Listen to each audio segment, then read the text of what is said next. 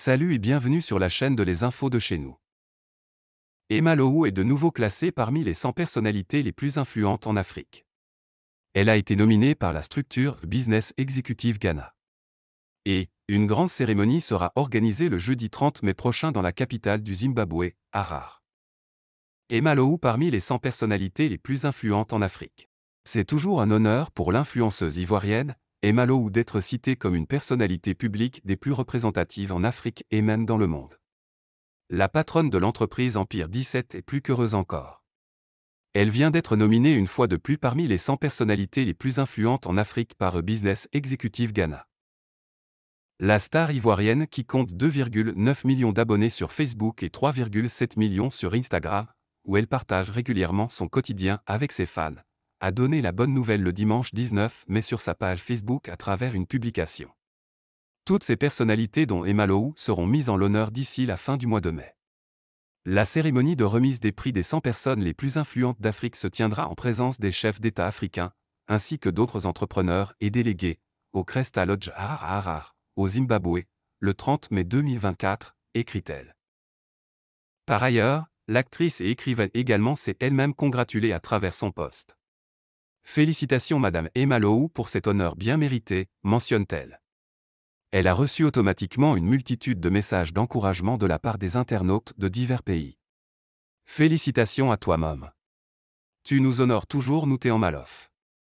Sache qu'on ne te lâchera jamais quoi qu'il arrive parce que c'est ça une famille, on t'a choisi comme mentor et on va assumer ce choix jusqu'au bout. I love you Emma Lowou, félicitations. Elle travaille dans le silence, seul son succès fait du bruit. Chapeau, depuis le Togo on t'aime, malgré nos problèmes au quotidien. Bon vent Queen, peut-on lire. Dans d'autres nouvelles, Djiki Kedjevara a produit une note pour expliquer son absence à la release party de MC1, son ex-poulain, alors qu'il est très souvent spontané à soutenir ses confrères par sa présence. L'absence constatée de Djiki Kedjevara à la présentation du nouvel album de son filleul et ex-artiste MC1 fait beaucoup de bruit sur la toile. Les raisons de l'absence de Kedjevara. Des internautes, qui tombent des nues en s'imaginant la profondeur d'un malaise entre père et fils, font déjà des spéculations. Face à l'ampleur des spéculations, très rapidement, l'artiste et propriétaire de 18 Avril Productions, ex-label de MC1, a produit un communiqué pour dire sa part de vérité. Kedjevara dénonce un manque de considération de la part de MC1 et de son nouveau label Sony Music. Note d'information de Djiki Kedjevara. L'artiste Kedjevara, y compris son staff, n'a pas été invité à la sortie ou à la présentation du nouvel album de l'artiste MC1, raison de son absence, tant bien à l'événement suscité que sur le nouveau projet de son ex-artiste. Nous tenions à clarifier les choses car certaines personnes et pages essaient de discréditer et ternir l'image de l'artiste Kedjevara qui, comme vous l'avez très souvent remarqué, a toujours été présent pour les autres quand il est sollicité. Même si l'artiste Kedjevara a pour réputation d'être humble et serviable, un minimum de courtoisie et d'élégance aurait été la bienvenue. Le respect et la considération nous permettent de vivre en symbiose dans une société moderne.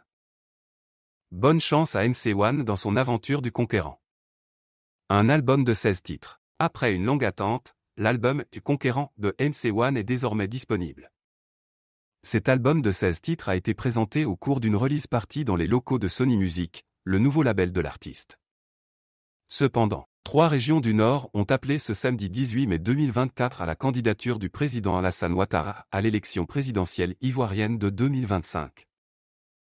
Korogo, Côte d'Ivoire, Top News Africa, les populations des régions du Poro, du Kologo et de la Bagoué constituant le district autonome des Savanes ont célébré, samedi 18 mai 2024, à Korogo, le chef de l'État Alassane Ouattara, pour ses nombreuses actions de développement du district et du pays, l'appelant à être candidat à l'élection présidentielle d'octobre 2025.